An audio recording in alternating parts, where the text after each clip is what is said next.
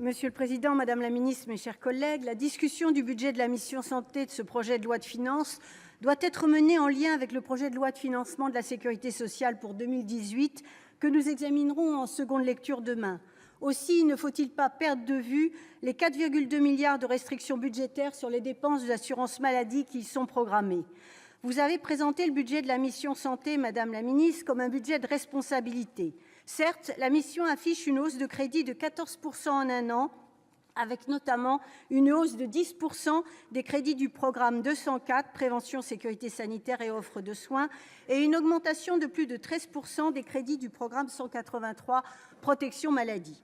Mais derrière ces effets d'annonce, il y a une autre réalité qui consiste à une diminution des crédits de certaines actions et une réduction supplémentaire des effectifs. La hausse de 10% des crédits du programme 204 relative à la prévention, à la sécurité sanitaire et à l'offre de soins survient après une baisse de 6% en 2017 par rapport à 2016. Et en poussant l'analyse, on s'aperçoit que cette hausse des crédits est due à l'enveloppe de 77,7 millions d'euros supplémentaires prévue pour les victimes de la dépakine, ce qui est notoirement en deçà des besoins. On s'aperçoit également que l'ensemble des autres missions ont des moyens en baisse. Ainsi, les crédits de l'action santé des populations diminuent de moitié et ceux de l'action prévention des maladies chroniques et qualité de vie des malades se réduisent de 4 millions d'euros, tandis que les subventions des opérateurs baissent de 6%.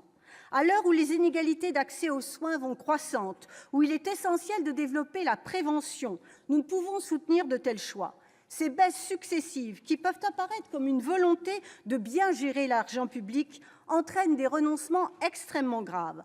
En effet, comment dans ces conditions lutter contre les maladies chroniques qui sont en forte augmentation? Et que dire de la prévention des addictions? Autre sujet d'inquiétude, le sort réservé aux agences sanitaires. Depuis plusieurs années, elles subissent de plein fouet les réductions drastiques imposées au secteur de la santé. Ce PLF n'y fait pas exception, avec une réduction de 2,5% du plafond d'emploi, la suppression de 57 équivalents temps plein travaillés et une diminution de 5% des crédits de fonctionnement, soit une baisse de 6,5 millions d'euros. Demander toujours plus aux agences sanitaires avec moins de moyens financiers et humains n'est pas de nature à leur permettre de remplir leur mission de santé publique.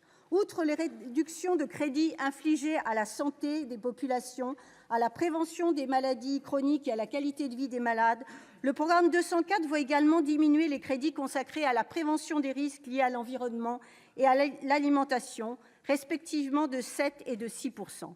Comment justifier de telles baisses alors que l'on connaît les risques accrus en la matière, pollution des eaux, de l'air, perturbateurs endocriniens? Venons-en au crédit du programme 183, Protection maladie, destiné essentiellement à l'aide médicale d'État, qui affiche une hausse de près de 13% en 2018. Ayant entendu dans cet hémicycle des contre-vérités à ce sujet lors de l'examen du PLFSS, permettez-moi de rappeler quelques faits avérés. Le nombre de bénéficiaires de l'AME de droit commun a diminué de 1,6% par rapport à 2015. L'augmentation de ces crédits est due uniquement au dynamisme des dépenses de médicaments et dispositifs médicaux qui représentent 117 millions d'euros. Les migrants représentent 0,2% de nos dépenses de santé. Selon l'Observatoire de non-recours aux droits, seulement 57% des étrangers ont recours aux prestations auxquelles ils ont droit. De plus, dans son rapport de 2014 sur le non-recours aux droits, le Défenseur des droits dénonce le fait que les bénéficiaires de l'AME font l'objet de refus de soins de manière récurrente. À ceux qui critiquent la générosité de notre système de santé et voudraient tourner le dos à la dignité humaine en pointant du doigt les plus fragiles, je veux répondre solennellement, avec l'ensemble des membres de mon groupe, que c'est l'honneur de notre pays que d'avoir un tel dispositif. Permettez-moi de terminer mon propos sur la dotation de 8 millions d'euros de l'État au financement du Fonds d'indemnisation des victimes de l'amiante, FIVA, pour 2018. Cette dotation correspond à 3% de la contribution de la branche AT-MP, ce qui est largement insuffisant. Ces deux programmes sont dans le droit fil du PLFSS, ce que nous regrettons, dont la philosophie reste dans la réduction des dépenses publiques.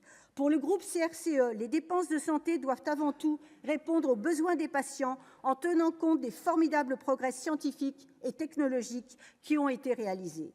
Transiger sur la prévention, le dépistage ou encore la qualité de vie des patients n'est pas acceptable.